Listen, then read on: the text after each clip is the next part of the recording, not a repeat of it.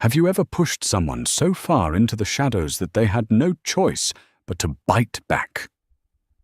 When a 250-pound exhausted waitress snapped and threw a tray of scalding soup onto the pristine silk dress of Boston's most feared Mafia Fiancée, everyone expected her to be dead by dawn. But the underworld doesn't operate on logic, and neither does dangerous obsession. This is the true story of spilled, blood-shattered expectations, and the chilling 4 words that changed everything. There is a specific kind of invisibility reserved for overweight women in high-end spaces. Chloe Bennet knew this invisibility intimately. At 260 pounds, standing 5'4", she was both the largest object in any room and the one most thoroughly ignored. Chloe worked at Laura, an outrageously overpriced velvet-draped Italian restaurant nestled deep in Boston's North End. It was the kind of establishment where politicians dined alongside organized crime figures, washing down plates of truffle risotto with $4,000 bottles of Barolo. The waitstaff at Laura usually looked like they had just stepped off a Milan runway, tall, angular, and effortlessly gliding between the closely packed tables. Chloe, with her wide hips, thick thighs, and a waist that strained against the stiff black fabric of her uniform apron, was the glaring exception. She had only gotten the job because the owner Lorenzo Bianchi owed her late father a favor from 30 years ago. Every shift was a physical and psychological marathon. The inner chafing of her thighs, the dull, throbbing ache in her lower back, the way her swollen feet screamed inside her cheap, non-slip orthopedic shoes. It was a symphony of discomfort. But the physical pain paled in comparison to the quiet indignities. The eye rolls from the maitre d' when she had to squeeze past him in the narrow kitchen corridor. The snapping fingers of wealthy patrons who treated her like a slow-moving piece of furniture. The cruel, whispered jokes from the younger, thinner waitresses in the break room. Chloe swallowed it all. She had rent to pay on a dilapidated apartment in Quincy, crippling medical debt left behind by her mother, and absolutely no safety net.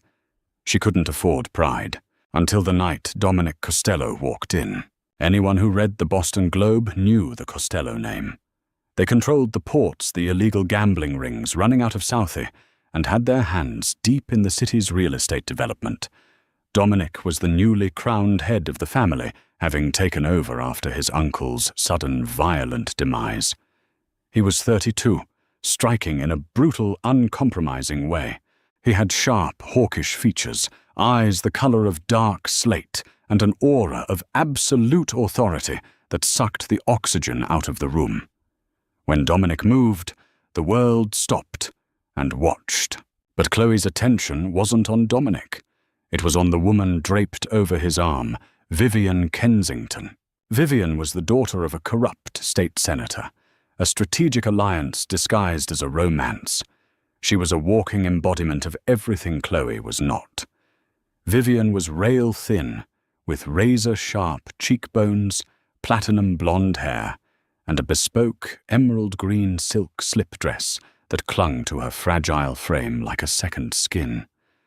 She moved with the arrogant entitlement of someone who had never been told no in her entire life. Vivian thrived on superiority. She breathed it in like oxygen. As Lorenzo frantically cleared out the VIP section to accommodate the Costello entourage, a ripple of panic tore through the kitchen. The head waitress, a stunning brunette named Sophia, was hyperventilating in the bathroom, terrified of messing up the order for the cartel boss. Lorenzo, sweating profusely, grabbed Chloe by the arm. "You—" Lorenzo hissed his fingers, digging into Chloe's thick bicep. "You serve them.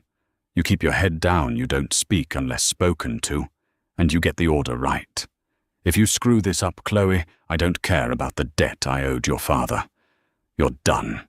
Chloe felt a cold spike of dread in her stomach.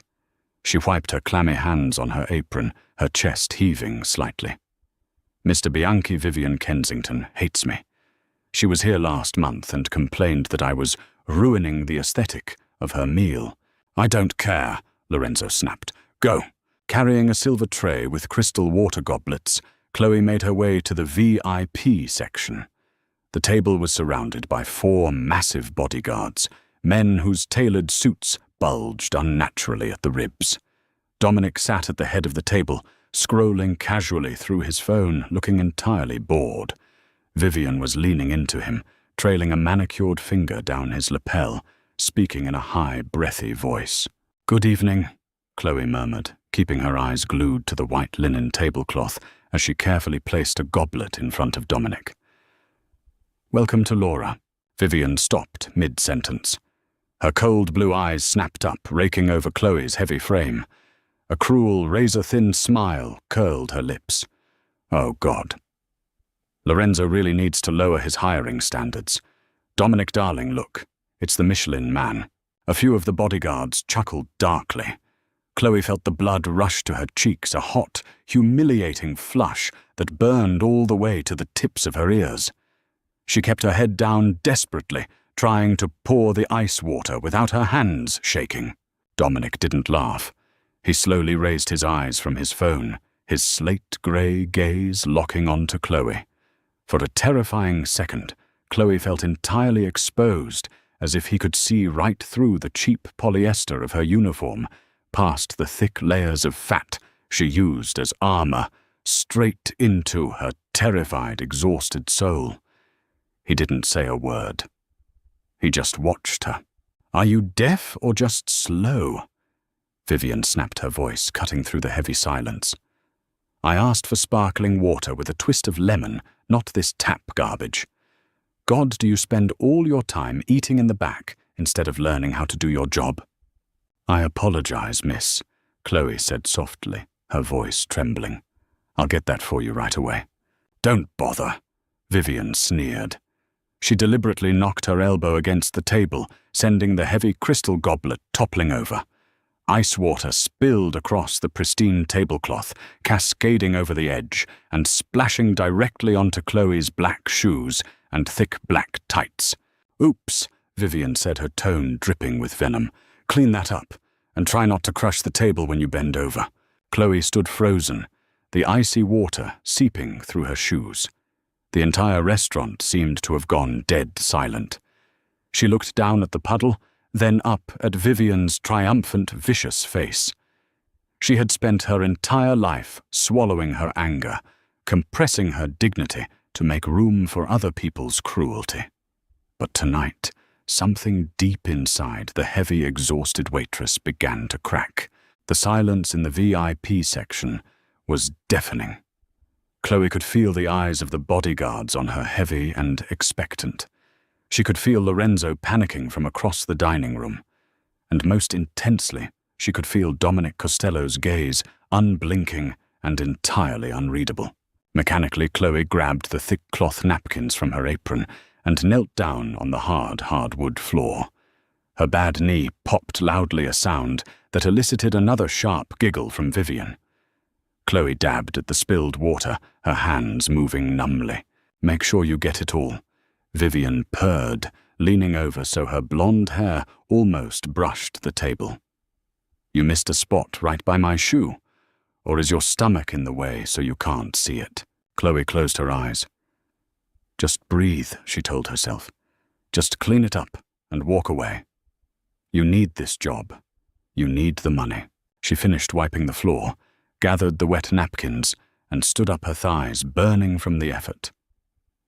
"I will bring your appetizers out shortly," Chloe said, her voice completely hollow. The first course went by in agonizing tension. Chloe brought out the antipasto, the burrata, the thinly sliced prosciutto. Every time she approached the table, Vivian found a new way to torment her. She complained the plates were too heavy for Chloe to carry without sweating. She loudly asked Dominic if he thought obesity was contagious. Through it all, Dominic remained eerily silent. He ate his food methodically, sipping his whiskey, his eyes tracking Chloe's movements with a predatory stillness. He wasn't joining in on Vivian's cruelty, but he wasn't stopping it either. To Chloe, his silence was an endorsement. The breaking point, arrived with the main course. Chloe was carrying a massive, heavy tray, balanced on her shoulder, loaded with a steaming bowl of lobster linguine, a plate of veal scallopini, and a side of roasted asparagus, drenched in garlic butter. Her shoulder screamed in protest under the weight her back muscles locking up. As she approached the table, Vivian was mid-rant about a socialite she hated. Chloe stepped up to the side of the table, carefully lowering the heavy tray to the serving stand. "Excuse me," Chloe murmured, reaching out to place the veal in front of Dominic. Vivian suddenly shifted in her chair, extending her long, stiletto-clad leg directly into Chloe's path. It wasn't an accident. Chloe felt the sharp point of the heel hook around her thick ankle. She tried to catch her balance, but her momentum was already forward. With a sickening lurch, Chloe stumbled.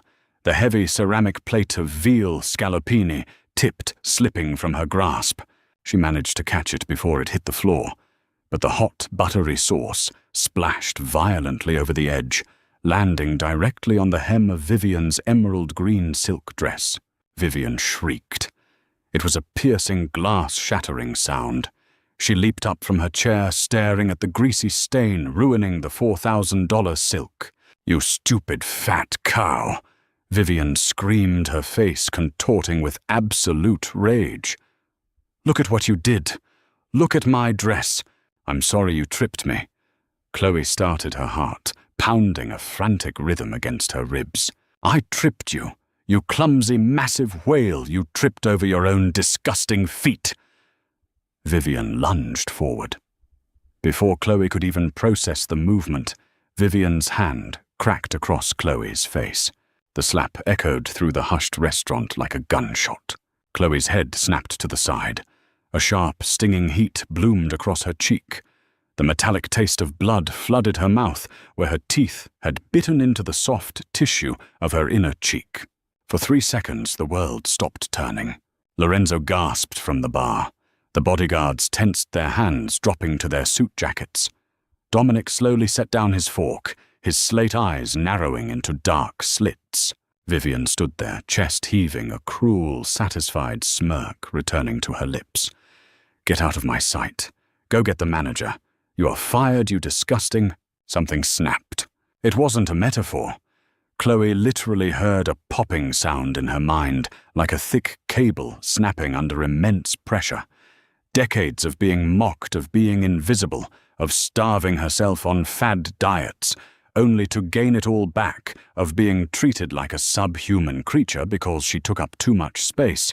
It all rushed to the surface in a blinding wave of pure, unadulterated fury. Chloe didn't cry. She didn't run away. Instead, her large, heavy hand shot out with terrifying speed. She grabbed a fistful of Vivian's pristine blonde hair, ripping the woman backward. Vivian let out a strangled, terrified gasp. With her other hand, Chloe grabbed the silver tureen of leftover garlic butter sauce that sat on the serving tray. Without a second's hesitation, Chloe dumped the entire container over Vivian's head. The warm, greasy, garlic-scented oil cascaded down Vivian's platinum hair, smearing her flawless makeup and soaking into the bodice of her ruined silk dress. "Ah!" Vivian shrieked, flailing wildly, her manicured nails clawing at the air. "I'm done being your punching bag." Chloe snarled her voice, a low, terrifying growl that she didn't even recognize as her own. Because of her weight, she had tremendous leverage and physical power. She shoved Vivian backward. Vivian's stilettos slipped on the buttery floor, and the Mafia Boss's fiancée crashed hard onto the floor, taking a chair down with her in a tangle of limbs and greasy silk. Chaos erupted. The 4 bodyguards instantly drew their weapons.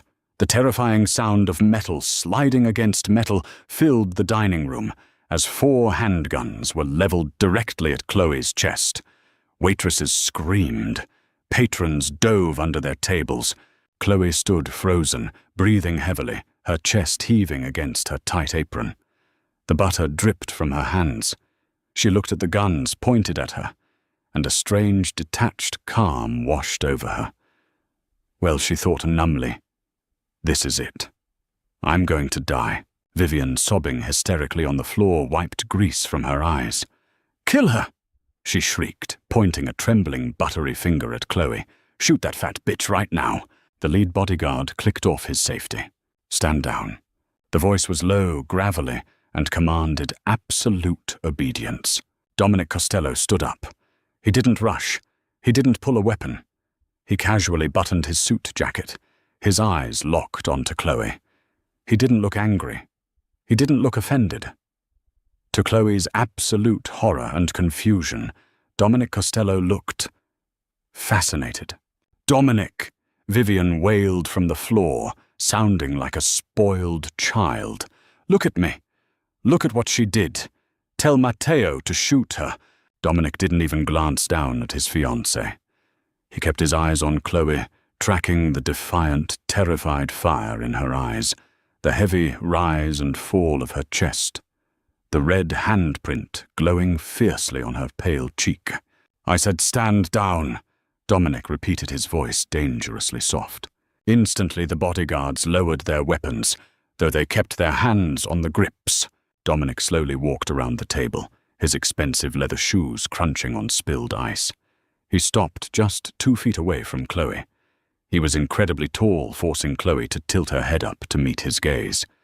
Up close, the danger radiating off him was palpable. He smelled of expensive cedar cologne, whiskey, and gunpowder. He raised a hand. Chloe flinched, bracing for the blow, shutting her eyes tight. But the blow never came. Instead, she felt the rough pad of his thumb gently brush against the corner of her mouth, wiping away a tiny drop of blood where her lip had split. His touch was electric, burning against her skin. Chloe's eyes flew open in shock. Dominic stared into her eyes, a dark, predatory smirk tugging at the corner of his lips. Go home, he whispered softly, his voice meant only for her. What? Chloe breathed, trembling violently. Get out the back door before I change my mind. Run. Chloe didn't need to be told twice. She turned and bolted toward the kitchen, her heavy footsteps thudding against the floorboards, leaving the most powerful man in Boston staring after her with a look of intense, burning curiosity. The rain in Boston that night was torrential, washing the streets in a cold, unforgiving downpour. Chloe didn't take the bus. She walked the 3 miles back to her cramped apartment in Quincy, her uniform soaked through to the skin, her heavy shoes squelching with every step. She was numb. The adrenaline had worn off, leaving behind a cold, crushing reality. She had just assaulted Vivian Kensington. She had humiliated the fiancé of the head of the Costello family in front of his men. Women had disappeared into the Charles River for much, much less. By the time she reached her apartment, a miserable ground-floor unit with peeling beige wallpaper and a radiator that clanked loudly, she was shivering uncontrollably. She locked the deadbolt. Then she dragged the heavy wooden dresser in front of the door. Her phone had been buzzing constantly. 6 voicemails from Lorenzo Bianchi. She didn't need to listen to them to know she was fired, blacklisted, and entirely on her own. Chloe stripped off her wet uniform, leaving it in a pathetic pile on the bathroom floor. She caught a glimpse of herself in the cracked mirror above the sink. The red mark from Vivian's hand was turning into a bruised, purplish shadow on her round cheek. She stared at her broad shoulders, the rolls of flesh around her middle, the heavy curve of her hips. Society told her she was weak because of her size. But tonight, that weight, that mass, had given her the strength to throw a monster down. For a brief, fleeting second, she felt a surge of fierce pride. Then the terror returned.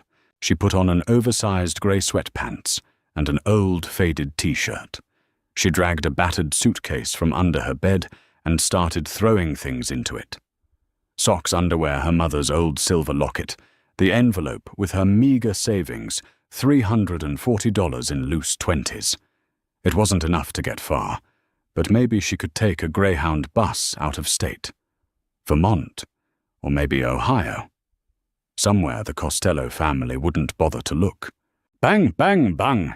Chloe froze. The cheap t-shirt slipped from her fingers. Bang, bang, bang. It was 3 sharp, rhythmic knocks on her apartment door. Not the frantic pounding of a landlord, but the calm, authoritative knock of someone who knew exactly who was inside and knew they had nowhere to run. Her heart slammed against her ribs like a trapped bird. She backed away from the door, grabbing a heavy cast-iron skillet from the cramped kitchenette. It was a pathetic weapon against mafia hitmen, but she wasn't going to go down without a fight. Chloe, the voice penetrated the thin wooden door. It wasn't a thug. It wasn't Matteo, the bodyguard. It was him, Dominic Costello. Chloe's breath hitched. Why was he here? Why the boss himself? Did he come to pull the trigger, personally, to avenge Vivian's honor? I know you're in there, Chloe. Dominic's voice was smooth, carrying effortlessly over the sound of the rain lashing against the windows. Your heart is beating so loud I can hear it through the wood. Move the dresser. Open the door. Go away, Chloe screamed, her voice cracking with pure terror. I've called the police. A low, dark chuckle echoed from the hallway. No, you haven't. And even if you did, the Quincy precinct captain is on my payroll. He wouldn't dispatch a car here if you were on fire. Open the door, Chloe. I am not going to ask a 3rd time. If Matteo kicks this door down, he'll likely break it, and then you'll have to pay your landlord for the damages. The terrifying pragmatism of his threat broke her resolve. She was trapped. She was just a fat, broke, exhausted waitress, and he was a god in this city. With shaking hands, Chloe set down the skillet. She pushed the heavy dresser aside, unlocking the deadbolt with a loud click. She pulled the door open a few inches. Dominic stood in the dim, flickering light of the hallway. He had ditched the suit jacket and tie. He wore a crisp, dark button-down shirt, the top buttons undone, revealing a glimpse of dark ink across his collarbone. He looked lethal, relaxed, and impossibly handsome. The bodyguard Matteo stood silently a few feet down the hall, arms crossed, staring straight ahead. "May I come in?" Dominic asked politely, though the look in his eyes made it clear it wasn't a request. Chloe stepped back, silently clutching her oversized t-shirt as if it could protect her. Dominic stepped into the tiny, dingy apartment. He seemed too large for the room, his presence completely overpowering the space. His slate eyes swept over the peeling wallpaper, the leaky ceiling, and finally settled on the half-packed suitcase on the bed. "Going somewhere?" he asked mildly, clasping his hands behind his back. "Are you going to kill me?" Chloe blurted out, her voice trembling. "Because if you are, just do it. Don't play games with me. I know I humiliated her. I know I signed my own death warrant." Dominic turned to look at her. He studied her face, taking in the bruised cheek, the messy hair, her wide, terrified brown eyes. He took a slow, deliberate step toward her. Chloe instinctively backed up until her spine hit the cheap drywall. He stopped right in front of her. He reached out, and Chloe flinched, but he only raised his hand to gently trace the outer edge of the bruise Vivian had left. "Kill you," Dominic murmured, his voice a low, mesmerizing rumble. "Chloe, do you have any idea how much I despise Vivian Kensington?" Chloe blinked, her brain misfiring. What? "She is a spoiled, screeching parasite," Dominic said, coldly dropping his hand. "My family arranged the engagement for political cover. I endure her because she serves a purpose. But tonight, watching her complain, watching her abuse my staff, watching her treat you like dirt beneath her shoes, it was exhausting." He stepped closer, the scent of cedar and whiskey wrapping around Chloe. And then Dominic whispered, his eyes flashing with a dark, dangerous heat. "You grabbed her. I watched a woman who has been told her entire life to be small finally realize how big she actually is. You pinned a senator's daughter to the floor and covered her in grease. It was the most magnificently violent thing I have seen in years. I lost my temper." Chloe stammered, entirely lost in the gravitational pull of his presence. She tripped me. She slapped me, and you retaliated. Dominic said, a genuine smile finally breaking across his stoic features. It made him look devastating. You didn't cower. You didn't cry. You fought back. I respect power, Chloe. And what you did tonight was an absolute display of power. He reached into his pocket and pulled out a thick envelope, tossing it onto the small kitchenette counter. What is that? Chloe asked, staring at it. $50,000, Dominic said casually. Cash.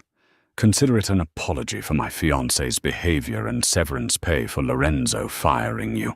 Chloe's jaw dropped. 50,000, I can't take that. You can and you will, Dominic commanded softly. But that is not the only reason I am here. Chloe's breath caught. Why are you here? Dominic reached out his large, calloused hands, gripping Chloe's thick waist. He didn't hesitate or show disgust. He gripped her firmly, pulling her slightly forward, so she was pressed against his chest. Chloe gasped at the contact, a jolt of pure electricity shooting straight to her core. No man had touched her in years, and certainly no man like him. Because I want you, Dominic whispered, lowering his head so his lips were mere inches from her ear. I am surrounded by thin, hollow, fragile people who only know how to take. But you are real. You are solid. And the fire in your eyes when you threw her to the ground, it woke something up inside me, Chloe. Something very dark and very permanent. He pulled back just enough to look into her eyes. The slate grey of his irises was burning with a terrifying, possessive intensity. Tomorrow morning, a car will be outside this apartment. Dominic stated his tone, leaving no room for argument. You are not running to Ohio. You are not packing this bag. You are coming to my estate. I am going to put you under my protection. Dominic, you have a fiancé. Chloe whispered, her mind spinning wildly. You're a mafia boss. I'm a fat, broke waitress. This doesn't make sense. I make the rules in this city. Dominic said, his grip tightening slightly on her waist, sending a flush of heat radiating through her body. And as of tonight, my rule is simple. You belong to me now. And if Vivian or anyone else in this city ever tries to touch you again... He leaned in his lips, brushing softly against the bruise on her cheek, making Chloe shiver violently. I will burn their entire world to the ground. The black Cadillac Escalade sat idling outside Chloe's Quincy apartment exactly at 7 a.m., its tinted windows gleaming under the pale morning sun. Matteo, the stoic bodyguard from the restaurant, stood by the open rear door. He didn't sneer, didn't judge the peeling paint of her building, and didn't mock the fact that Chloe was wearing her only clean outfit, a faded navy blue cardigan and stretch denim jeans that had seen better days. He simply offered a respectful nod. Miss Bennett, the boss is expecting you. Stepping into the leather-scented interior of the SUV felt like crossing the event horizon of a black hole. There was no going back to the invisible, exhausted life she had known. As the car merged onto the I-93, carrying her toward Brookline, Chloe clutched the heavy envelope of cash in her lap. $50,000. It was more money than her mother had made in 2 years of scrubbing floors. It felt like blood money, but it also felt like freedom. The Costello estate was a sprawling, fortified compound tucked behind 10-foot-high wrought-iron gates and ancient oak trees. It was a fortress disguised as a 1920s Tudor mansion. When the heavy mahogany front doors opened, Chloe was greeted by a petite, fiercely elegant older woman named Rosa, who managed the estate's staff. "Welcome, Bella," Rosa said warmly, taking Chloe's battered suitcase without a hint of condescension. "Mr. Costello had the East Wing prepared for you. I have also taken the liberty of stocking your closets." Chloe followed Rosa up the grand, sweeping staircase, her thick thighs brushing together beneath her jeans, feeling the acute, heavy awareness of her own body in this palace of glass, marble, and impossible wealth. The suite Rosa led her into was larger than Chloe's entire apartment building. But it was the closet that stopped Chloe in her tracks. It wasn't filled with the standard sample-sized designer wear that women like Vivian Kensington flaunted. Hanging on the velvet racks were dozens of custom-tailored garments, silk robes, cashmere sweaters, tailored slacks, and flowing dresses, all meticulously sized for a plus-size woman. There were wide calf leather boots, high-end supportive lingerie, and soft cotton loungewear. Dominic had these flown in overnight from a boutique in New York, Rosa noted, catching Chloe's stunned expression. He was very specific about your measurements. He wants you comfortable. He wants you to know you belong here. Tears pricked the corners of Chloe's eyes. For 26 years, the world had demanded she shrink, apologize, and hide her bulk under cheap, shapeless polyester. Dominic Costello had looked at her and built a wardrobe meant to worship her exactly as she was. But outside the serene walls of her new suite, the Costello syndicate was tearing itself apart over her arrival. In the soundproofed basement of the estate, Dominic sat at the head of a long steel table. The air was thick with cigar smoke and tension. Across from him sat Silvio, his underboss, a ruthless man who managed the family's extortion rackets in the Seaport district. "You're out of your mind, Dom," Silvio spat, slamming his hand on the table. "Senator Charles Kensington called me at 3 in the morning. Vivian is hysterical. The DA is threatening to look into our South Boston zoning permits. And for what you threw a political alliance down the drain for a waitress who belongs in a bakery, the other capos around the table shifted uncomfortably, waiting for the explosion. Dominic slowly exhaled a plume of blue smoke, his slate eyes dead and utterly devoid of warmth. "Careful, Silvio. You are speaking about the woman sleeping under my roof. She's a liability," Silvio shot back, emboldened by his own anger. "You humiliated the senator's daughter in front of your own men. We look weak. We look like we're being led by a man thinking with his—" In a blur of motion so fast it defied his large frame, Dominic lunged across the steel table. His hand clamped around Silvio's throat like a steel vice, cutting off the underboss's words with a sickening gurgle. Dominic dragged Silvio halfway across the table, knocking over ashtrays and whiskey glasses. "I am the head of this family," Dominic whispered, his voice a lethal vibrating hum that commanded absolute terror. "I dictate our alliances. Kensington needs my money for his re-election campaign far more than I need his political cover. If he wants to pull the DA on us, I have enough blackmail on his offshore accounts to bury him in federal prison until he rots. And as for Chloe," Dominic tightened his grip until Silvio's face turned a violent shade of purple. "Kudobu Ursum. She is under my protection. If any man in this room or any soldier on the street speaks of her with anything less than absolute reverence, I will personally remove their tongue. Do we have an understanding?" Dominic released him. Silvio collapsed back into his chair, gasping desperately for air, clutching his bruised throat and nodding frantically. "Good." Dominic adjusted his cuffs, his demeanor instantly returning to icy calm.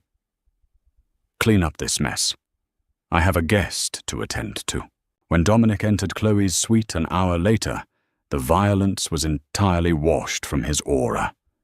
Chloe was standing by the floor-to-ceiling window, wearing a deep burgundy silk wrap dress that draped flawlessly over her wide hips and heavy bust, clinging to her thick curves in a way that made her look like a Renaissance painting. Dominic stopped in the doorway, his breath catching in his throat. The raw, heavy beauty of her struck him like a physical blow. "You look," Dominic murmured, stepping into the room, his eyes dark with undisguised hunger. "Exactly as you were meant to." Chloe turned, her heart hammering against her ribs. "Dominic, this is too much." The clothes, the room. Why are you doing this? I'm just a nobody. Dominic closed the distance between them. He reached out his large hands, resting on her waist, pulling her flush against him. He loved the solid, substantial feel of her. He loved that she wasn't fragile. You are not a nobody, Chloe. You are the only real thing in a world of plastic and lies, he said, his thumb tracing her jawline. I've spent my life surrounded by people who smile at me while plotting to slit my throat. But you spilled grease on a senator's daughter because you demanded your own dignity. You're fiercely brave. And you are mine. He leaned down, and for the first time his lips claimed hers. It wasn't a gentle probing kiss. It was a brand. It was hungry, possessive, and entirely consuming. Chloe gasped, her hands instinctively, wrapping around his broad shoulders, melting into the sheer, overwhelming heat of the city's most dangerous man, laying claim to her soul. 3 days passed in a surreal, intoxicating haze. Chloe remained within the fortified walls of the Brookline estate. She ate meals prepared by a private chef, swam in the indoor heated pool, and spent her nights wrapped in Dominic's heavy protective embrace. He was obsessed with her body, tracing the stretch marks on her stomach, with quiet reverence, kissing the heavy flesh of her thighs, as if she were a goddess to be worshipped, rather than a secret to be hidden. For the first time in her life, Chloe didn't feel fat. She felt powerful. She felt desired. But outside the gates, Vivian Kensington's rage was metastasizing into sheer, unadulterated madness. The socialite had spent 3 days hiding in her father's Beacon Hill penthouse, scrubbing garlic butter from her scalp and staring at her bruised ego in the mirror. Dominic had completely cut her off, ignoring her calls and barring her from his properties. The humiliation of being cast aside for a 260-pound penniless waitress was a poison eating her alive. Vivian didn't just want Chloe gone, she wanted her destroyed. On Thursday afternoon, Dominic had to travel to the shipping ports in East Boston to personally oversee an incoming shipment of untraceable firearms. He took Matteo and a heavy detail with him, leaving the estate relatively quiet. He had assured Chloe she was perfectly safe, guarded by the perimeter security. But a fortress is only as strong as its weakest guard. Russo was a mid-level security man on Dominic's payroll who had a crippling gambling debt. Vivian had found out about it. A wire transfer of $100,000 from a shell account was all it took for Russo to conveniently disable the cameras in the East Wing solarium and leave the garden terrace door unlocked.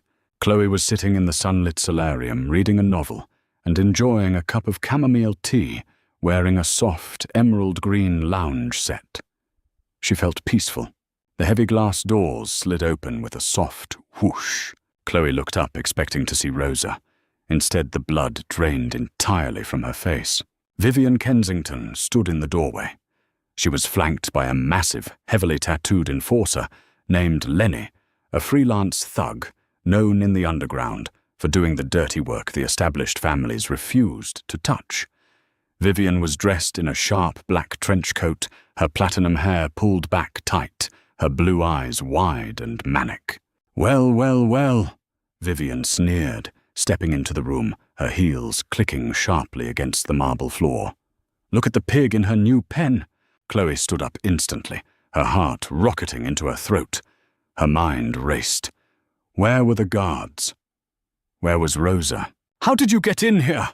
Chloe demanded, forcing her voice to remain steady, despite the terror icing her veins. "Money opens every door in this city, sweetheart," Vivian mocked, slowly walking around the perimeter of the room, looking at the plush furniture with disgust. "Did you really think you could humiliate me, steal my fiancé, and just hide in this house, eating bonbons? Dominic isn't yours," Chloe said, her hands balling into fists at her sides. The timid, broken waitress from Laura was dead.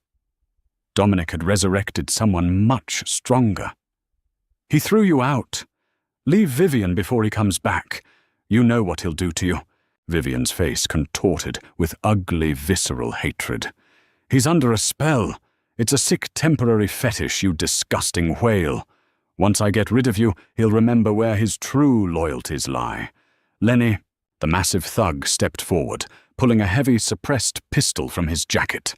He pointed it directly at Chloe's chest. "Take her to the cliffside at the quarry," Vivian ordered coldly. "Make sure it looks like she slipped. Fat people are clumsy, after all."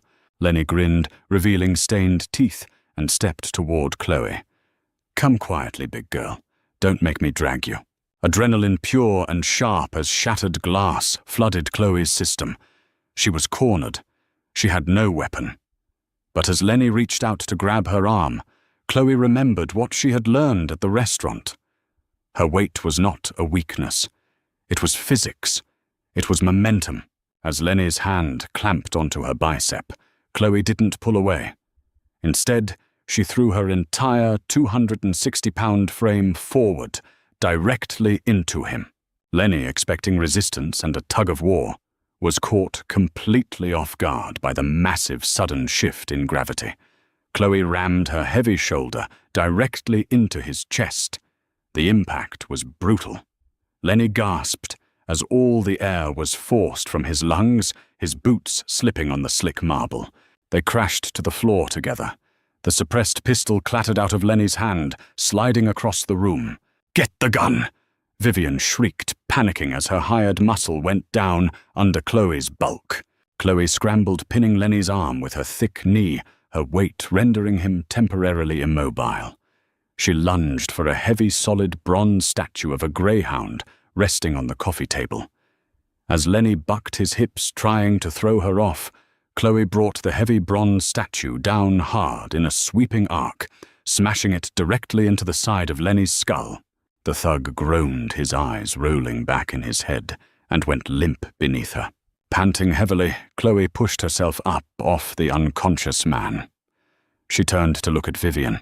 Vivian was frozen, her eyes darting from her downed enforcer to the suppressed pistol lying 10 feet away. She made a desperate dive for the weapon, but Chloe was closer. With a heavy thudding stomp, Chloe's custom leather boot slammed down directly onto Vivian's outstretched hand, trapping it against the marble floor, inches from the gun. Vivian screamed a shrill sound of pure agony, bones grinding under Chloe's weight.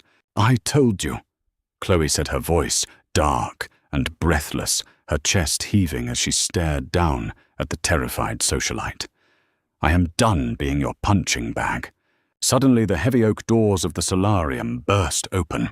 Dominic Costello stood in the doorway. He was breathless, his tie discarded, a terrifying look of absolute murderous rage radiating from every pore of his body.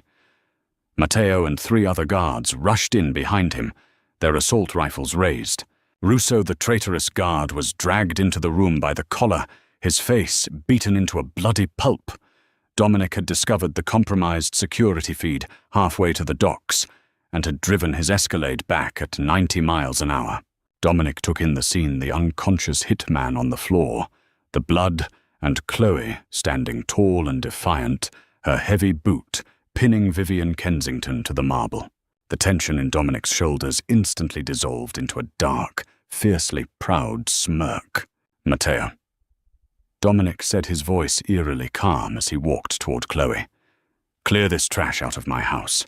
The guards dragged Lenny's unconscious body away. Matteo grabbed Vivian by the hair, hauling the sobbing, terrified woman to her feet. "Dominic, please," Vivian wailed, cradling her crushed hand. "She attacked me. You have to believe me." Dominic didn't even look at Vivian. He stepped up to Chloe, gently taking the heavy bronze statue from her trembling hands and setting it aside. He pulled her into his chest, wrapping his arms around her waist, kissing the top of her head. "Take the senator's daughter to the basement." Dominic ordered over Chloe's shoulder, his tone plunging into freezing, unforgiving darkness. "Call her father. Tell him his political career is officially over. And tell him if he ever wants to see his precious daughter in one piece again, he will sign over the deed to the entire seaport development by midnight. "Dominic, no!" Vivian screamed as she was dragged backward into the hallway. When the doors closed, silence fell over the solarium. Chloe buried her face in Dominic's chest, the adrenaline finally crashing, leaving her shaking. "I have you," Dominic whispered fiercely, lifting her chin to look into her tear-filled eyes. "You protected yourself. You protected our home. No one will ever touch you again, Chloe. I swear it on my life." The fallout from Vivian's catastrophic breach of the Brookline estate was swift, clinical, and absolutely devastating. Dominic Costello did not deal in half measures. By midnight, Senator Charles Kensington was sitting in the soundproofed basement of the Costello compound. He was a man accustomed to power, usually holding court in velvet-lined chambers in Beacon Hill, but here, stripped of his security detail, and staring down the barrel of Mateo's gun, the senator looked remarkably small. He signed the deed to the billion-dollar seaport development without uttering a single word of protest. The offshore accounts, the bribes from the teachers' union, the illegal campaign contributions, Dominic laid the man's entire corrupt soul bare on a steel table. As for Vivian, there would be no grand mafia execution. Dominic knew that death was too merciful for a narcissist. Instead, he systematically dismantled her reality. The senator, terrified of federal prison, publicly disowned her. Her credit cards were frozen, her trust fund seized under the guise of an IRS investigation Dominic had orchestrated with a dirty judge. Vivian Kensington, the untouchable socialite, was quietly shipped off to a dilapidated state-run psychiatric facility in rural Maine, stripped of her silk dresses, and her arrogance left with nothing but the haunting memory of the heavy waitress who had stolen her crown. But the removal of the Kensingtons created a dangerous vacuum, and in the underworld, vacuums are filled with blood. A week after the solarium attack, the tension within the Costello syndicate reached a boiling point. Silvio, the underboss, who had barely survived Dominic's wrath in the boardroom, saw an opportunity. With the Kensington political shield gone, Silvio believed the family was vulnerable. More importantly, he believed Dominic was weak, distracted by his bizarre obsession with Chloe. Silvio secretly reached out to Declan O'Connor, the vicious head of the Irish mob operating out of Charlestown. The deal was simple. Silvio would provide the access codes to the Brookline estate. Declan's hitters would wipe out Dominic and his inner circle, and Silvio would take the throne, giving the Irish the docks in Sorthia's payment. It was a flawless plan, executed on a rainy Tuesday night at 3 a.m. Chloe was awake. The psychological toll of the past few weeks had left her with bouts of insomnia. She slipped out of the heavy, tangled sheets of Dominic's massive California king bed, careful not to wake him.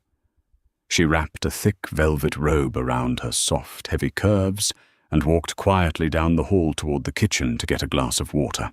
As she passed the massive bay windows overlooking the sprawling back gardens, something caught her eye. The security floodlights, usually a blinding white, had been cut.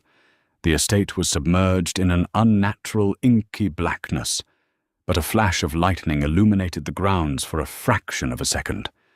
In that brief electric blue flash, Chloe saw them. 5 men dressed in tactical black, carrying suppressed submachine guns, moving silently across the wet lawn toward the terrace doors. Her breath caught in her throat. She didn't scream. She didn't freeze.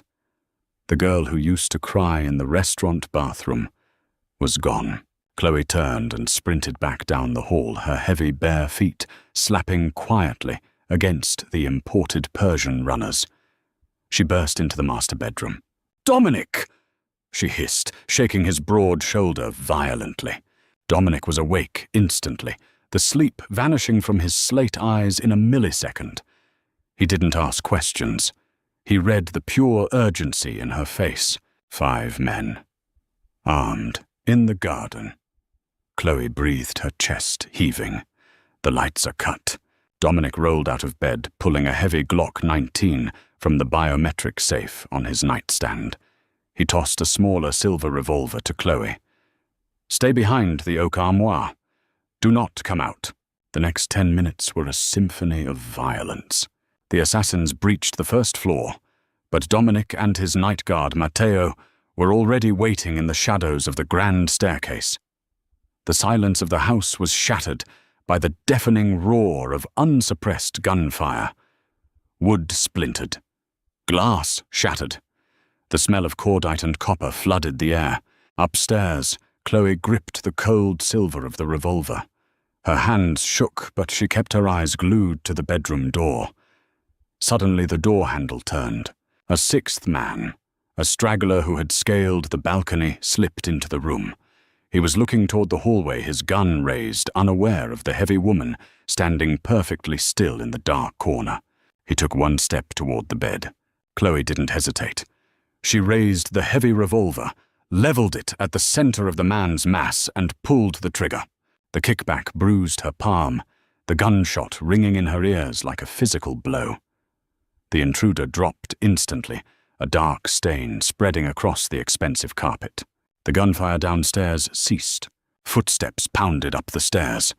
Dominic burst into the room, covered in drywall dust and a splatter of blood that wasn't his.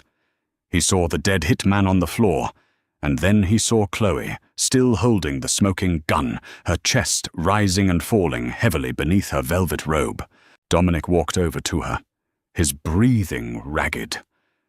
He took the gun from her trembling hand and set it on the dresser. Then he grabbed her face in both hands, kissing her with a fierce, desperate, terrifying passion. Silvio gave them the codes. Dominic growled against her lips, his eyes burning with lethal clarity. "He thought you made me weak. He thought you were a liability."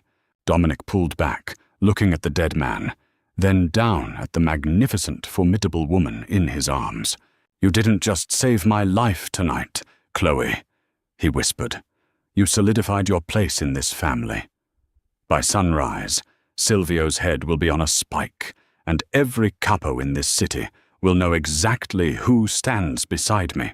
6 months later, Boston's autumn air was crisp, swirling with dead leaves and the biting chill of the Atlantic. The city's criminal landscape had been entirely redrawn. Silvio's betrayal had been met with a purge so ruthless it made the front page of the Boston Globe for a week straight. Declan O'Connor was missing, presumed buried in the foundation of the new seaport luxury condos. Dominic Costello's grip on the city was absolute titanium-clad and uncontested, and at the center of his dark empire sat Chloe. She had not shrunk. She had not gone on a desperate diet to fit into the narrow, shallow molds of the mob wives who gossiped in the salons of Back Bay.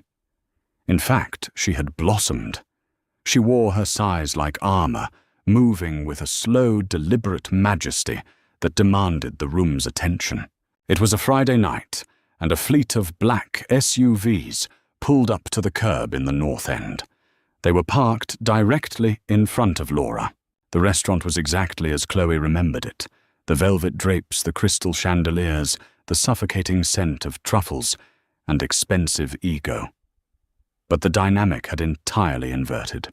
When Dominic and Chloe stepped through the heavy glass doors, the entire restaurant went dead silent. Chloe wore a custom-tailored floor-length gown of midnight blue crushed velvet. The heavy fabric clung to her thick curves, accentuating her wide hips and heavy bust. A diamond necklace worth more than the entire restaurant rested against her collarbone. Dominic walked beside her, his hand resting possessively on the small of her thick back, his slate eyes daring anyone to breathe incorrectly in her presence. Lorenzo Bianchi, the owner who had treated her like a slow-witted pack mule, stood frozen at the maitre d' stand. The color completely drained from his face as he realized who was walking toward him. He looked at Chloe, the fat, exhausted waitress he had fired now, dripping in diamonds and flanked by the most dangerous men on the East Coast. Mr. Costello," Lorenzo stammered, wiping a bead of sweat from his forehead. "Miss Bennet," We didn't know you were coming. I can clear the VIP section immediately. Dominic didn't speak. He simply looked at Chloe, deferring the power entirely to her. Chloe stepped forward. She looked around the dining room. She saw Sophia, the head waitress, who used to mock her wait in the break room, staring in absolute, trembling horror. She saw the wealthy patrons who used to snap their fingers at her, now averting their eyes in fear. "We don't need a table, Lorenzo," Chloe said. Her voice was smooth, cultured, and carried a dangerous edge of authority that sent a shiver down the owner's spine. I don't understand," Lorenzo whispered. Dominic reached into his tailored suit jacket and pulled out a thick manila envelope. He tossed it casually onto the maitre d' stand. "That is the deed to this building, along with a full transfer of the business licenses." Dominic stated, his voice ringing through the silent room. "I bought the property this morning, and I just transferred all ownership to Chloe." Lorenzo's knees practically buckled. He grabbed the edge of the podium to keep from collapsing. "What?" "You work for me now, Lorenzo," Chloe said, stepping closer, her heavy presence entirely dominating the small man. "And there are going to be some changes." Sophia, the skinny head waitress, flinched as if she had been struck. Yes, Miss Bennett. "You're fired," Chloe said calmly. "Clean out your locker. And Lorenzo gulped, nodding frantically. "You're going to order new uniforms, something comfortable, something that breathes. And if I ever hear a whisper of a staff member being mocked for their weight, their background, or their struggles under my roof, I won't just fire you." Chloe leaned in her brown eyes, cold and unyielding. "I will let my fiancé deal with you. Do we have an understanding?" "Yes, Miss Bennett, absolutely. Thank you, Miss Bennett," Lorenzo babbled, bowing his head in pure submission. Chloe turned away from him, feeling a profound, heavy weight lift from her chest. The ghosts of her past humiliations evaporated into the truffle-scented air. She looked up at Dominic. The ruthless mafia boss was gazing down at her with a look of absolute worship, a dark, proud smile curling his lips. He offered her his arm. She took it, her thick fingers resting against his solid muscle. They walked out of Laura together, leaving the terrified staff in their wake. They stepped out into the cold Boston night, untouchable and supreme. Chloe Bennett was no longer invisible. She was the heaviest, most beautiful, and most lethal queen the city had ever seen, and she would never, ever be pushed to the shadows again. If you were captivated by Chloe's transformation from an exhausted, bullied waitress into the untouchable queen of Boston's underworld, don't keep this thrilling ride to yourself. Hit that like button to show your support for raw, unapologetic revenge stories. Share this video with anyone who loves a dark, twisting mafia romance where the underdog finally gets the crown. Make sure to subscribe to our channel and ring the notification bell so you never miss out on our explosive true-life dramas. Your support helps us bring more gripping, pulse-pounding tales to life. Stay tuned for the next upload.